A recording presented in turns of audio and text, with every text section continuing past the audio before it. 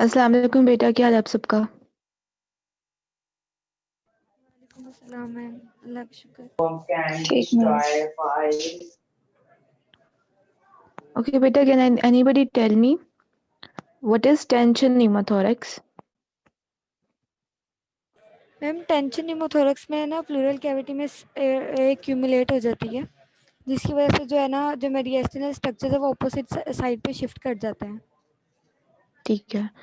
और बेटा इसमें डिस्टेंडेड नेक वेन्स क्यों होती हैं? मैम क्योंकि जो ब्लड है वो हार्ट की तरफ जो है मूव नहीं कर रहा, क्योंकि अंदर पॉजिटिव प्रेशर हुआ हुआ है, तो इसलिए जो ऑब्स्ट्रक्टिव शॉक हो जाएगा वहाँ पे। शाबाश, बज़र का इफ्तिखार। ओके बेटा, anybody else would like to tell me कि जो शॉक होता है उसके क्या क्लिनिकल फीचर्स हैं, कैसे पता चलता है पेशेंट शॉक में गया हुआ है? मैम पेशेंट की नॉर्मली जो है ना वो बॉडी कूल हो जाती है। अगर वो न्यूरोलॉजिकल शॉक होगा तब सिर्फ वो हॉट प्रेजेंट करता है, अदरवाइज कूल होती है उसकी बॉडी, उसका ब्लड प्रेशर डाउन जा रहा होता है और वो फेंट सिचुएशन में होता है और उसके हाथ पांव भी वो जो येलोइश टोन दे रहे होते हैं। ठीक है, ठीक है। मिशकात फातिमा बेटा, आप कुछ ऐड करना चाह रहे हो उसके अंदर? आपका हैंड रेज हुआ था।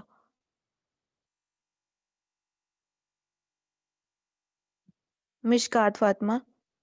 Yes ma'am. मैम इसमें पेल स्किन हो जाती है और यूरिन आउटपुट जो है वो कम हो जाता है, यानी 0.5 ml से भी कम हो जाता है, और डिलेड कैपिलरी फिलिंग होती है। ठीक है बेटा, इसको इस तरह आप बताया करो कि इनिशियली आप वाइटल्स के बारे में बताओ कि इनिशियली क्या हो रहा है कि हार्ट रेट बढ़ा हुआ है, हाइपोटेंशन हुई हुई है, फिर 2-3 चीजें और बता के फिर आपने बताने टिश्यू परफ्यूजन के क्या साइंस एंड सिम्टम्स है। उसके अंदर फिर आप बताओगे कि पेल स्किन है, कोल्ड एंड क्लैमी है, capillary refill more than 3 seconds हुआ हुआ है, फिर यूरिन आउटपुट। ठीक है, बताया सबने, ठीक है, लेकिन थोड़ा जंबल अप करके बताया। कोई और स्टूडेंट मुझे बताए कि कोई डेफिनेटिव मैनेजमेंट ऑफ एयरवे में क्या चीजें आती हैं, क्या चीजें आप डेफिनेटिव मैनेजमेंट ऑफ एयरवे में करते हो?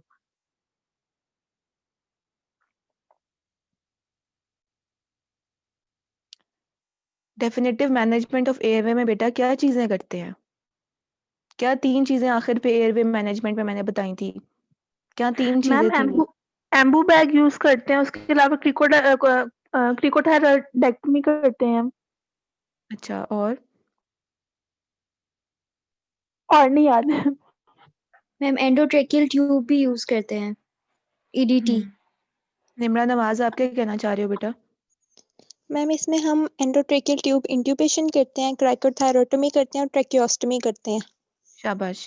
तो ये 3 है डेफिनेटिव एयरवे की मैनेजमेंट। उससे पहले जो 2 बातें हमने पढ़ी थी ना, जिसमें बैग वॉल्व मास्क और एनआरबीएम जो थी, वो डेफिनेटिव नहीं होती है। वो वक्ती तौर पे हमने पेशेंट को बचाने के लिए उसकी ब्रीदिंग को मतलब के पेस में लाने के लिए हमने करना। फिर डेफिनेटिव कोई चीज देनी है जिसमें आपका इनपुट ना लगे, पेशेंट ब्रीथ करता रहे। तो डेफिनेटिव मैनेजमेंट आखिरी 3 चीजें थी, ठीक है, जिसमें एंडोट्रेकियल ट्यूब की इंट्यूबेशन, क्रिकोथायरोडोटमी एंड ट्रेकियोस्टमी। ठीक है, हमें जोन सा है क्रिकोथायरोडोटमी क्यों करनी पड़ती है? एंडोट्रेकियल ट्यूब इंट्यूबेशन किन किन कंडीशंस में हम नहीं कर सकते? मैम मैक्सोफेशियल इंजरीज बहुत ज्यादा हो तो। वेरी गुड, क्योंकि एंडोट्रेकियल ट्यूब जो इंट्यूबेशन है वो माउथ के जरिए करती है। तो अगर एक पेशेंट है उसका बहुत बुरी फेशियल मैक्सिलरी इंजरीज हैं, जॉ की इंजरी है, तो उसके अंदर हम ये कर ही नहीं सकते हैं ये चीज़ जो एंडोट्रेकियल ट्यूब की जो इंट्यूबेशन है। तो उसके लिए हमें थ्रोट के बाहर से ही कोई ऐसी जिसे कहते हैं ऑटमीज करनी पड़ेंगी, क्रिकोथायरॉयडोटमी या ट्रेकियोस्टमी, ताकि जो सा है हम एयरवे को अप्रोच कर सके without using the mouth. What is the reason of doing a chin lift or a jaw thrust in a case of patient जिसमें आप सस्पेक्ट कर रहे हो कि एयरवे की पेटेंसी नहीं है? रीजन क्या होती है करने की? मैम हमारी टंग जो है वो फॉलन बैक ना कर जाए, इसलिए हम ये दोनों मैन्यूअर्स करते हैं ताकि उसका एयरवे जो है वो पेटेंट रह सके। वेरी गुड, शाबाश। तो बेसिकली ये करने की जरूरत क्यों होती है? ताकि हमारी जो टंग होती है वो डिस्प्लेस्ड अगर हुई हुई है बैक इनटू द थ्रोट, तो वापस अपनी पोजीशन में उसको चेन लिफ्ट और जॉ थ्रस्ट के मैन्यूवर से हम लोग वापस उसको लेके आ रहे होते हैं उसकी नॉर्मल पोजीशन में। ठीक है, तो लास्ट क्वेश्चन ये है कि बेटा ट्रायज के कलर्स क्या होते हैं? कौन सा कलर क्या चीज डिपिक्ट करता है? मैम इसके 4 मैम कलर्स इसमें होते हैं। मैम पहला ब्लैक कलर होता है जिसके अंदर हम जो डेड पर्सन होते हैं या फिर जो एक्सपेक्टेंट जिनकी डेथ होती है मैम वो होते हैं, उनको हम लीस्ट प्रायोरिटी पे रखते हैं। उसके बाद सेकंड आता है हमारे पास रेड कलर, और रेड कलर जो है वो इमीडिएट केयर उनको चाहिए होती है, अटेंशन चाहिए होती है, वो हमारे पास फर्स्ट प्रायोरिटी पे होते हैं। और सेकंड होता है उसके बाद रेड, रेड के बाद होता है येलो। येलो जो है ना हमें 1 आवर तक उसकी जो है वो हमें डिले कर सकते हैं। और उसके बाद आता है थर्ड पे ग्रीन। येलो जो है ना उसको हम उसके ग्रीन, वॉकिंग वूंड्स होते हैं उसके अंदर। सॉरी बेटा मैम थोड़ा ग्रीन। सा। हाँ जी, ग्रीन ग्रीन था कह ना। रहे हैं। Yes ma'am sorry. जैसे वो ट्रैफिक लाइट है ना, वैसे याद कर लो, रेड येलो ग्रीन। तो red number 1 priority, yellow number 2 priority, green number 3 priority, और जिसकी कोई प्रायोरिटी नहीं है वो क्या है? ब्लैक। ब्लैक।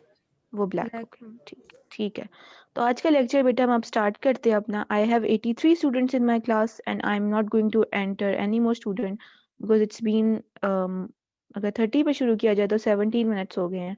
अब जो भी स्टूडेंट मेरे पास एडेड हैं, I am going to take the screenshots. इसके बाद मुझे कोई भी ना कहे कि मैं मेरा ये मसला हो गया वो मसला हो गया। जहाँ 83 स्टूडेंट ज्वाइन कर सकते हैं, वहाँ बाकी के भी 30 जो बच्चे नहीं आए वो भी ज्वाइन कर सकते हैं। ठीक है, तो just give me a second. I'm taking the screenshots and then we'll start our lecture. ठीक हो गया? ओके, आज का लेक्चर बेटा हमारा बहुत कंसाइज लेक्चर है। इसमें बेसिकली हमने एक जनरल ओवरव्यू लेना है कि डिफॉर्मिटीज क्या होती हैं और एनॉमलीज क्या होती हैं। Basically it's one and the same term, but कुछ इसमें कीवर्ड्स का डिफरेंस है जिसकी वजह से हम एक चीज को डिफॉर्मिटी लेबल करते हैं और एक चीज को अनॉमली लेबल करते हैं। और कई ऐसी चीजें होती हैं जिनको हम डिफॉर्मिटी भी कहते हैं और अनॉमली भी कहते हैं। तो इसका हम अभी मतलब समझेंगे कि ये क्या चीजें हैं। तो ओवरव्यू में हमने यही पढ़ना है कि डिफॉर्मिटी क्या होती है, अनोमली क्या होती है, इनका कॉजेस क्या होते हैं और कॉमन अनोमलीज के बारे में हम कुछ आज डिस्कशन करेंगे। तो डेफिनेशन क्या है डिफॉर्मिटी की? इसमें आपको मैं कुछ 2 कीवर्ड्स बताऊंगी जिसकी बेसिस पे आपने इस डेफिनेशन को याद रखना है। तो सबसे पहले डेफिनेशन को देखेंगे। A permanent structural deviation from the normal shape, size और अलाइनमेंट रिजल्टिंग इन डिसफिगरमेंट। तो कहने का मकसद क्या है कि जो डिफॉर्मिटी होती है वो स्ट्रक्चरल होती है, वो वाजिया होती है, वो नजर आती है, वो विजिबल होती है। तो ऐसी कोई भी मिस अलाइनमेंट या disfigurement that is obvious to see and that is structural, it is known as a deformity. और ये पैदाइशी भी हो सकती है कंजेनिटल, या एक्वायर भी हो सकती है लेटर इन अडल्टहुड। तो 2 कीवर्ड्स याद रखने हैं आपने, वो क्या है? एक तो स्ट्रक्चरल है और दूसरा कंजेनिटल भी हो सकता है और एक्वायर्ड भी हो सकता है। कॉजेस क्या हो सकती हैं हमारे पास डिफॉर्मिटीज की? जेनेटिक्स, जीन्स का रोल आ सकता है। एक फैमिली में हो सकता है जेनेटिक्स में एक चीज रन कर रही हो ऐसी deformity. For example some people in their family have 6 fingers. तो ऐसे बच्चों के जो पेरेंट्स और उनके ग्रैंड पेरेंट्स एंड पीछे की तरफ आप चले जाओ फोर फादर्स में, तो उनके अंदर ये होता है कि 6 फिंगर्स जो उनकी होती हैं उनकी फैमिली में, ये एक डिफॉर्मिटी है जो रन कर रही होती है। स्ट्रक्चरल मिसअलाइनमेंट को आप डिफॉर्मिटी कहते हो। तो ये फैमिली में क्या कर रही होती है? रन।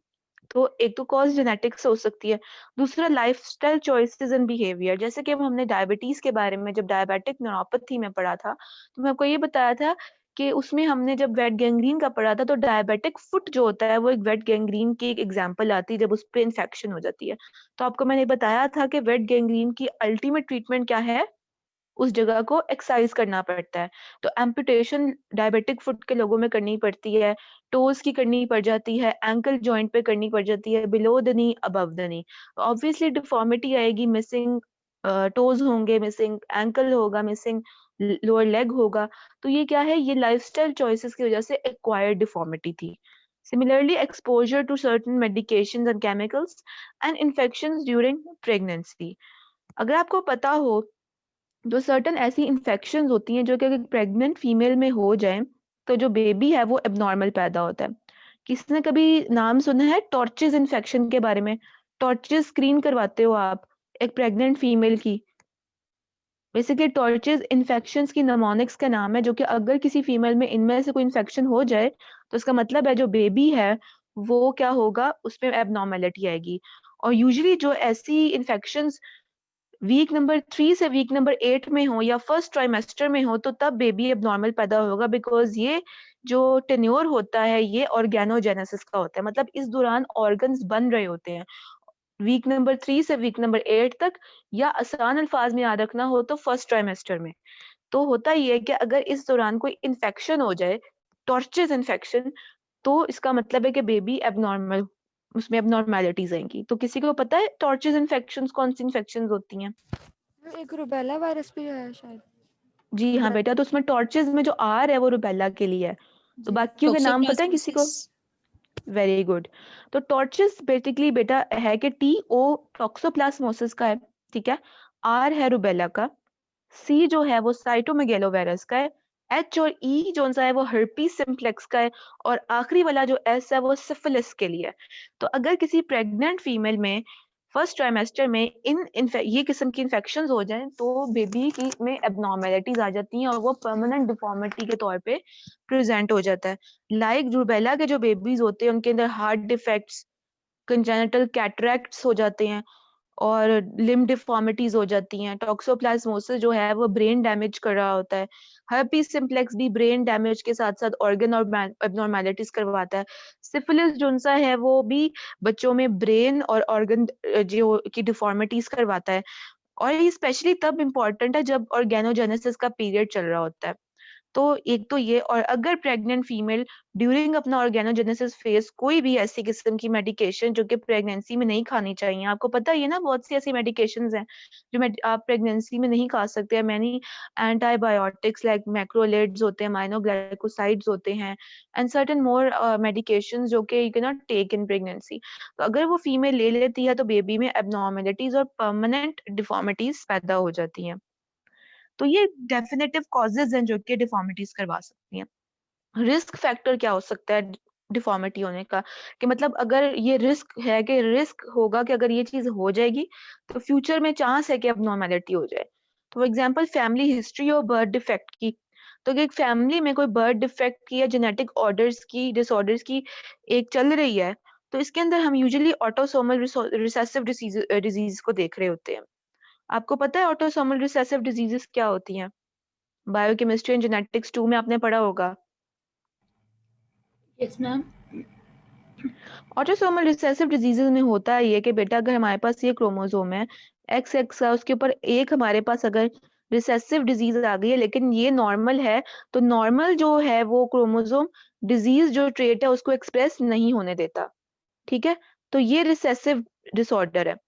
तो कंसेंजुअस मैरिजेस या कजन मैरिजेस में होता ये है कि फैमिली में अगर कोई डिजीज रन कर रही होती है तो बेबी में चांस होता है कि एक जो क्रोमोसोम उसको फादर से आएगा उस पे भी रिसेसिव ट्रेट होगा, मदर पे भी रिसेसिव ट्रेट होगा, और दोनों पे अगर रिसेसिव ट्रेट हो जाए तो ये एज अ होल बेबी के अंदर क्या होगा, ऑटोसोमल रिसेसिव डिजीज एक्सप्रेस हो जाएगी। तो ऑटोसोमल रिसेसिव डिजीजेस कंसेंजुअस मैरिजेस में ज्यादा होती है और ऑटोसोमल रिसेसिव डिजीजेस लीथल भी ज्यादा होती हैं, ठीक है। तो ये एक बताई गई। तो इसलिए कंसेंजुअस मैरिजेस अगर बर्थ डिफेक्ट्स फैमिली में रन कर रही होती है तो एडवाइस किया जाता है कि कंसेंजुअस मैरिजेस से अवॉइड किया जाए। फिर ड्रग यूज, अल्कोहल कंजम्पशन या स्मोकिंग ड्यूरिंग प्रेगनेंसी। जो फीमेल्स ड्यूरिंग प्रेगनेंसी अल्कोहल की कंजम्पशन करती है तो उसमें फीटल अल्कोहलिक सिंड्रोम, और स्मोकिंग करती हैं तो ऐसे बच्चों की जो माइक्रोएन्सेफली हो जाती है, दिमाग का जो सर का साइज है वो छोटा हो जाता है, तो रिस्क होता है ये चीज होने का। मैटरनल एज 35 ईयर से अगर ज्यादा हो तो ऐसे फीमेल्स में क्या चांसेस होते हैं कि जो बेबी है वो एबनॉर्मल बर्थ हो सकती है, मोस्टली डाउन सिंड्रोम के बच्चा पैदा हो सकते हैं। इनएडिक्वेट प्रीनेटल केयर हो, प्रीनेटल पीरियड वो पीरियड होता है जो प्रेगनेंसी का पीरियड होता है, एंटीनेटल वो पीरियड होता है जिस दौरान बेबी की बर्थ होती है, और पोस्टनेटल वो पीरियड होता है जो कि बेबी की बर्थ के बाद हो।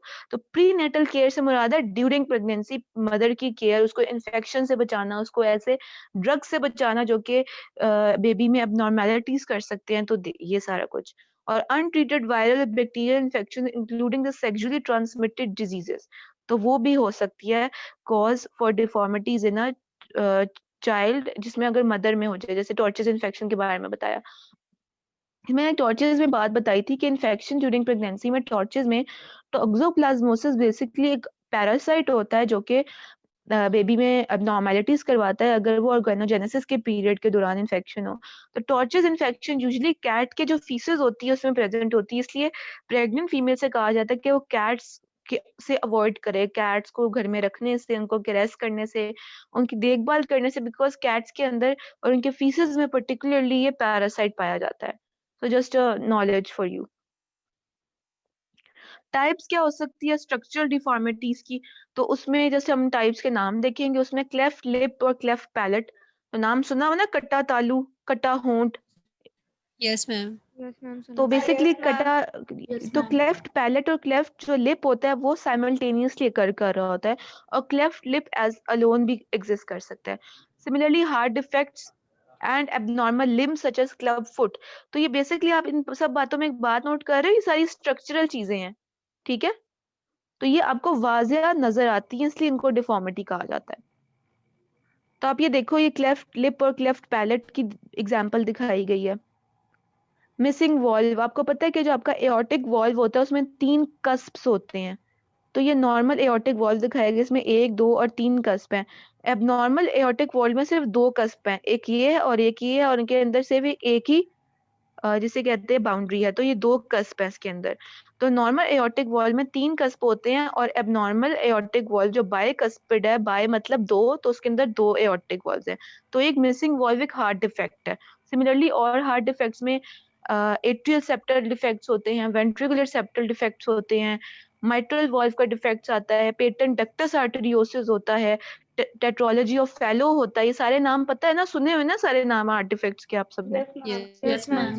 तो ये सारे क्या होते हैं बेटा, ये डिफॉर्मिटीज होती हैं, क्यों? क्योंकि ये स्ट्रक्चरल हैं, ठीक है।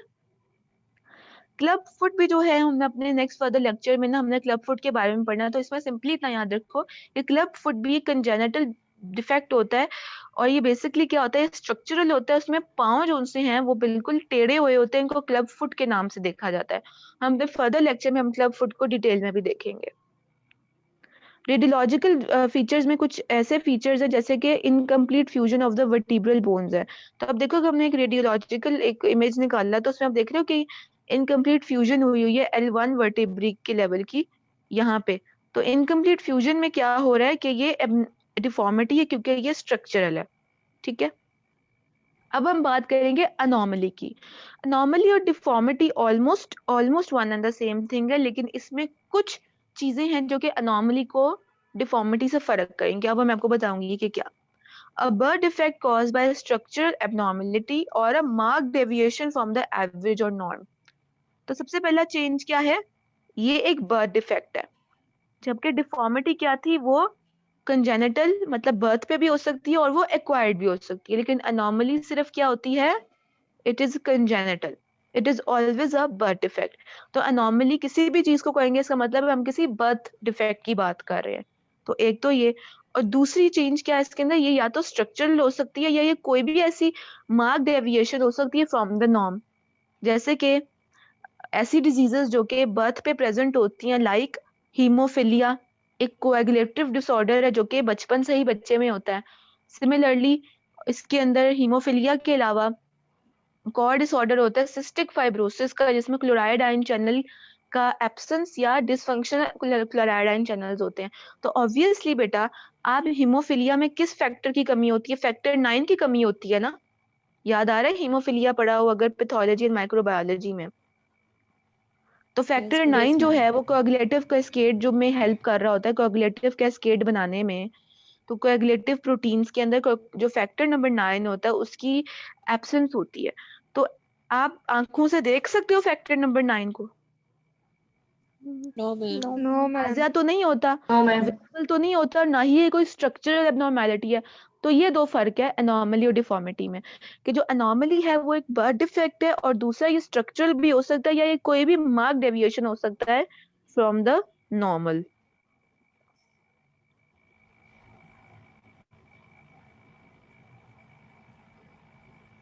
कॉजेज हो सकती हैं इसमें genetic factors, environmental factors, infections, and maternal nutritional status. And since we studied that all of the anomalies are termed under the condition that they are birth defect, तो obviously कोई mother में कोई change होगी definitely, कोई mother में infection हो गई, उसका न्यूट्रिशनल स्टेटस खराब होगा, जिसकी वजह से बेबी में कंजेनिटल डिफेक्ट आ रहा है। जैसे न्यूरल ट्यूब डिफेक्ट्स आपको पता है कि फोलिक एसिड जो विटामिन B9 है उसकी डेफिशिएंसी की वजह से होता है, पता है ना आपको। तो इसलिए कहा जाता है कि कंसीव करने से पहले और during the first trimester folic acid और मल्टीविटामिन्स की इनटेक को अच्छा रखना चाहिए मदर्स को, एक्सपेक्टेंट मदर्स को। So you have idea about folic acid. Yes ma'am. Folic acid का इसलिए जरूरी है क्योंकि फोलिक एसिड की डेफिशिएंसी क्या कर सकती है? न्यूरल ट्यूब डिफेक्ट्स कर सकती है। ठीक है, तो कॉजेज ये हैं। टाइप्स अब हम पढ़ेंगे कि टाइप्स क्या हो सकती है एनॉमलीज की। या तो स्ट्रक्चरल हो सकती हैं या फंक्शनल एनॉमलीज हो सकती हैं। स्ट्रक्चरल में spina bifida, congenital dislocation of hip और कंजेनिटल हार्ट डिफेक्ट्स। अब हमने जैसे कि डिफॉर्मिटी में बात की कि हार्ट डिफेक्ट जो है कंजेनिटल है, ये हार्ट डिफेक्ट्स को आप डिफॉर्मिटी भी कहते हो और अनॉमली भी कहते हो। डिफॉर्मिटी इसलिए क्योंकि वो स्ट्रक्चरल है, अनॉमली इसलिए क्योंकि वो बर्थ डिफेक्ट है। तो अब कॉन्सेप्ट क्लियर हुआ कि अनॉमली क्या चीज है, डिफॉर्मिटी क्या चीज है और किन चीजों को हम अनॉमली और डिफॉर्मिटी दोनों कह सकते हैं। स्ट्रक्चरल हो और बर्थ भी डिफेक्ट हो तो उसको डिफॉर्मिटी और अनॉमली दोनों के अंदर लेबल करते हैं। ठीक है, कॉन्सेप्ट बना? Yes ma'am. ठीक है। और फंक्शनल में क्या है? सिस्टिक फाइब्रोसिस, जैसे कि मैंने आपको बताया कि अगर आपने cystic fibrosis obviously patho micro 2 में पढ़ा होगा, तो सिस्टिक फाइब्रोसिस एक ऐसी कंडीशन होती है जिसमें आपके chloride ion channels totally dysfunctional होते हैं और ये एक जेनेटिक डिसऑर्डर होता है। और इसके अंदर होता ये है कि जो आपके स्वेट ग्लैंड्स के अंदर क्लोराइड आयन चैनल्स में ये प्रॉब्लम आती है, क्लोराइड आयन चैनल से क्लोराइड आयन्स निकलते रहते हैं और जो स्वेट होता है वो मोर देन नॉर्मल सॉल्टी होता है, जिसकी वजह से मदर जब अपने ऐसे बेबी को किस करती है, she feel that the baby is too salty to taste. तो ये एक पैथोग्नोमिक साइन होता है। और स्वेट ग्लैंड्स में अगर ये हो रहा है तो ऑपोजिट हो रहा है डक्ट्स के अंदर, जैसे पेनक्रियाटिक डक्ट्स, मेल डक्ट्स होती हैं लाइक वाज डेफरेंस वगैरह उसके अंदर, या जो लंग्स की डक्ट्स होती है लाइक एल्वियोलर डक्ट्स। तो डक्ट्स के अंदर क्या हो रहा था कि डक्ट्स की जो लाइनिंग होती है वहां पे जो क्लोराइड आयन चैनल्स होते हैं वो क्लोराइड आयंस को बाहर निकाल ही नहीं पाते। और जब क्लोराइड आयंस बाहर निकल नहीं पाते तो आपको पता है कि जो आयंस होते हैं वो अपनी ऑस्मोलैरिटी पे इसके साथ वाटर को भी अपने साथ खींचते हैं। ऑस्मोसिस का आइडिया है ना कि water moves to a region of higher osmolarity, yes ma'am. है ना। जहाँ पे सॉल्ट ज्यादा होगा वाटर वहां मूव करता है।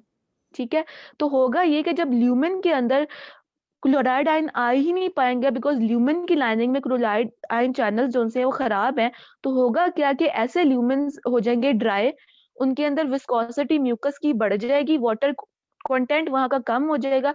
तो ऐसे जो डक्ट्स हैं इनकी ऑब्स्ट्रक्शन हो जाएगी और फाइब्रोसिस हो जाएगी। तो सिस्टिक फाइब्रोसिस के लोगों में पेनक्रियाटिक इनसफिशिएंसी, लंग्स के अंदर इंटरस्टिशियल डिजीजेस और मेल इनफर्टिलिटी हो जाती है बिकॉज ऑफ द फैक्ट, क्योंकि उनके डक्ट्स जो उनसे होते हैं वहां पे फाइब्रोसिस शुरू हो जाती है बिकॉज वहां पे वाटर कंटेंट कम हो जाता है और वहां पे ऑब्स्ट्रक्शन हो जाती है। तो सिस्टिक फाइब्रोसिस ये था। तो आइडिया था ऑलरेडी कि सिस्टिक फाइब्रोसिस होता क्या है। Yes yes ma'am. Ma'am. Yes ma'am. Similarly cystic fibrosis देख लिया, इस तरह हीमोफिलिया में क्या था, फैक्टर 9 की कमी की वजह से कोएगुलेशन प्रॉपर नहीं हो पाती, तो ऐसे लोगों के अंदर इंटरनल ब्लीडिंग शुरू हो जाती है, और ऐसे लोगों में अगर कोई स्किन पे भी कोई कट लगे तो ब्लीडिंग रुकती नहीं है, बिकॉज कोएगुलेशन प्रॉपर नहीं है।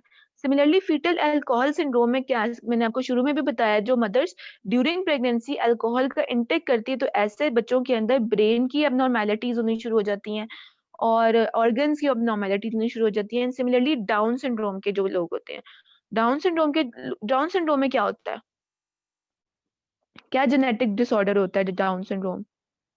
मैंने अभी पढ़ाया है ये बायोकेम वाले बच्चों को, तो आप लोग तो फिर सीनियर सेमेस्टर के हो।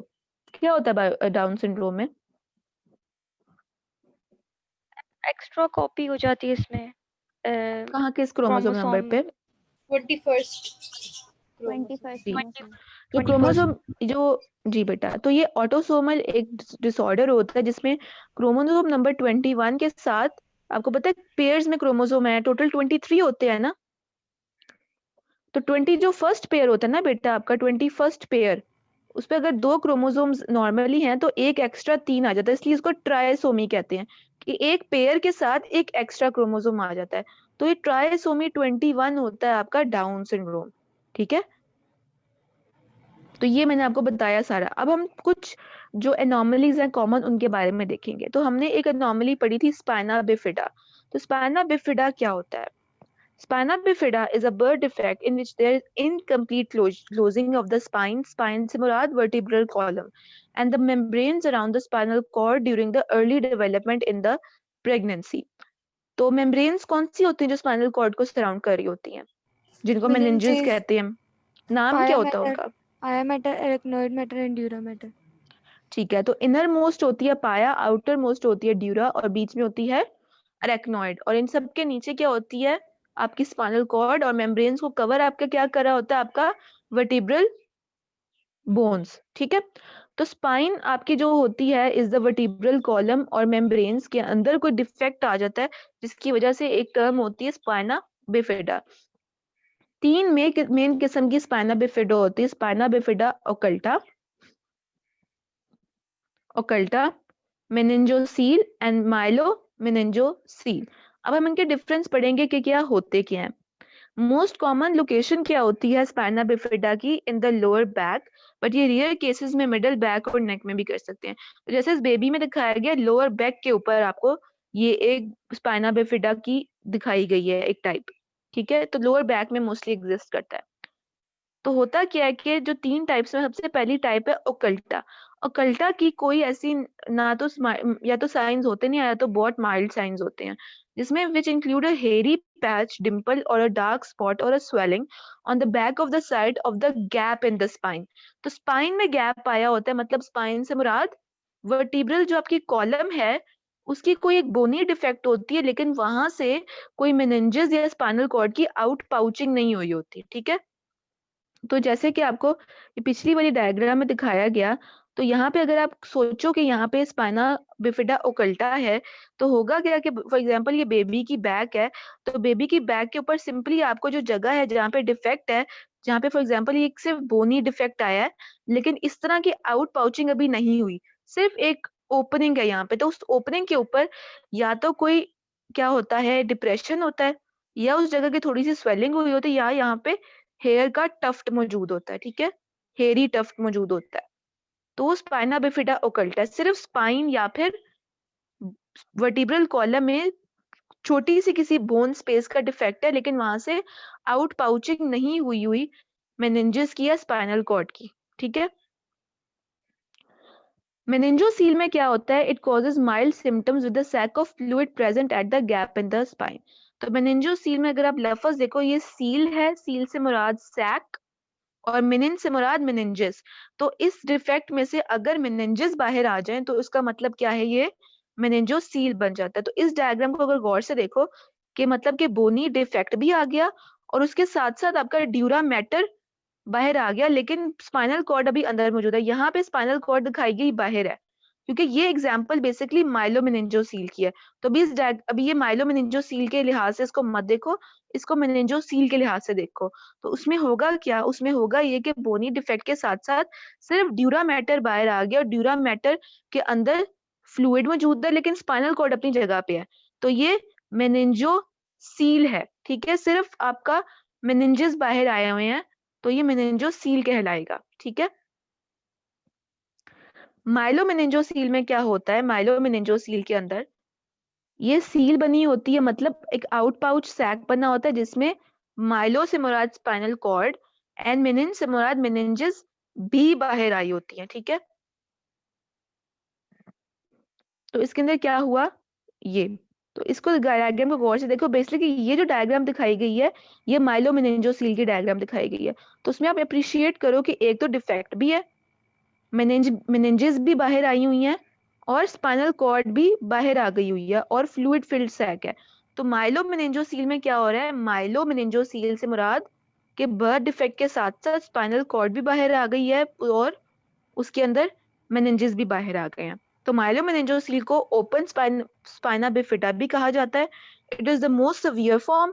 Problems are which are associated with this form include poor ability to walk, impaired bladder or bowel movement.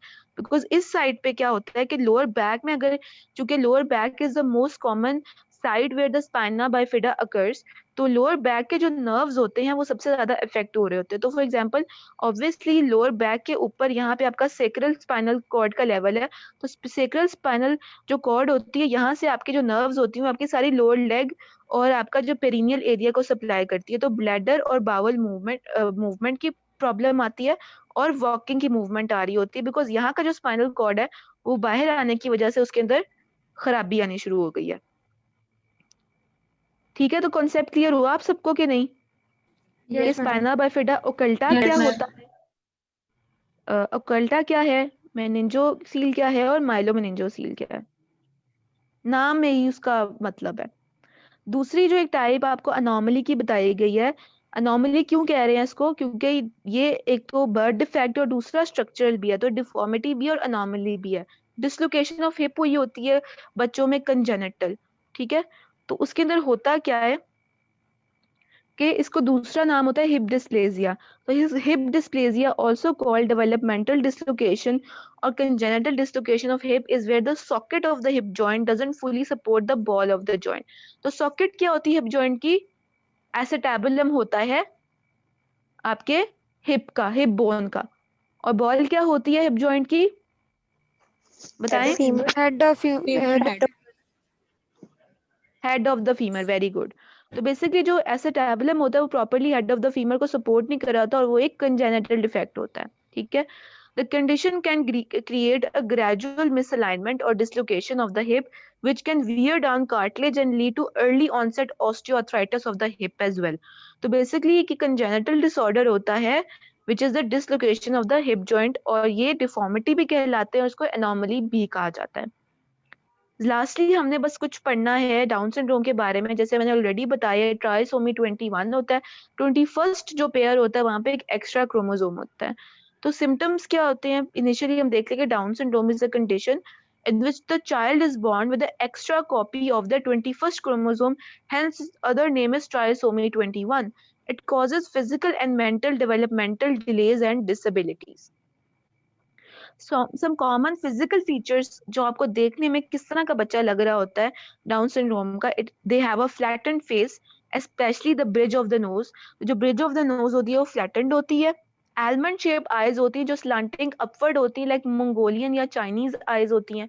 short neck होती है, small ears होते हैं, a tongue that tend to stick out of the mouth, tiny white spots होते हैं iris के ऊपर, छोटे हाथ पैर होते हैं, small hands and feet, and a single line across the palm of the hand known as the palmar crease.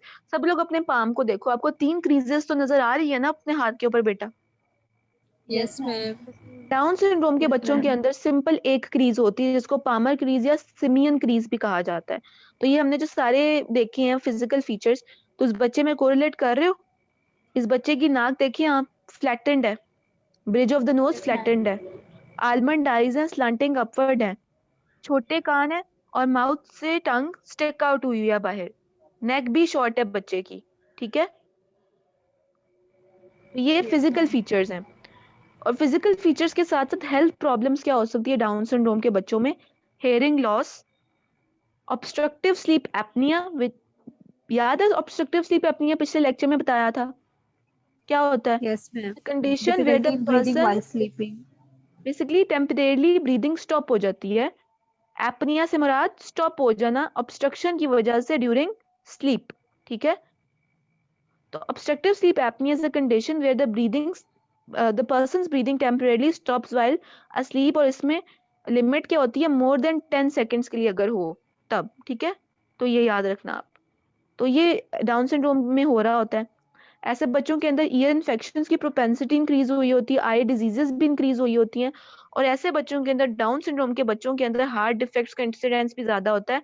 Mostly ventricular septal defects और एट्रियल सेप्टल डिफेक्ट्स ज्यादा हुए होते हैं, ठीक है। So that now will end our lecture. कोई question है बेटा तो आप पूछ लें। मैम हमारे पास हम्म जो डिफॉर्मिटी है उसमें परमानेंट होना तो कोई जरूरी नहीं है ना, बिकॉज हमारे नहीं पास बेटा, काफी एक्वायर्ड डिफॉर्मिटी डिफॉर्मिटीज ऐसी भी होती है जो ठीक हो जाती है। तो वो डिफॉर्मिटी नहीं कहलाती ना बेटा। यही मैंने शुरू में बताया कि जो डिफॉर्मिटी है वो permanent structural deviation from the normal है, and it can be either congenital or either acquired. Permanent तो फिर स्ट्रक्चरल डेविएशन थी। फिर मैम जिस तरह हम लोगों ने फॉर एग्जांपल जिस तरह पढ़ी हुई है हम लोगों ने कि वो डिनर फोक डिफॉर्मिटी होती है, तो फिर वो तो जिस तरह परमानेंट नहीं होती, तो फिर हम उसे किस कैटेगरी में लेके आएंगे? बेटा फिर हम बेसिकली उसे भी तो डिफॉर्मिटी नहीं ना कहेंगे। स्ट्रक्चरल है ना, तो स्ट्रक्चरल के केस में उसको परमानेंट इसलिए कहते हैं बिकॉज ऑब्वियसली वो उस वक्त तो हमें कोई, देखो अब किसी को, अब जैसे डिनर फोक, आपने कोलीज फ्रैक्चर के बारे में आप बात कर रहे हो ना, यस मैम। तो वो विजिबली हमें परमानेंट चेंज ही नजर आ रहा होता है अनटिल और अनलेस इट इज करेक्टेड। वो खुद ब खुद तो ठीक नहीं होगा। तो एवरीथिंग इज परमानेंट अनलेस और अदरवाइज इट इज करेक्टेड। इस तरह तो एट्रियल सेप्टल डिफेक्ट के बच्चों के दिल के ऑपरेशन नहीं हो रहे होते। ओके दिल का ओके मैम। ऑपरेशन करके हम ठीक तो कर देते हैं ना उसको। तो जो चीज खुद ब खुद ठीक ना हो रही है और अनटिल अनलेस ट्रीटमेंट ना प्रोवाइड की जाए तो वो परमानेंट ही होती है। इस तरह कुछ लोगों को तो जिंदगी भर जिसे कहते हैं दिल में सुराख के साथ वो जी रहे होते हैं। एट्रियल सेप्टल डिफेक्ट्स और वेंट्रिकुलर सेप्टल डिफेक्ट को लेमैन लैंग्वेज में हम कहते हैं कि दिल में सुराख है उसके। तो until unless something isn't treated, it is a permanent change, ठीक है। Okay ma'am okay. ठीक है बेटा, any other questions?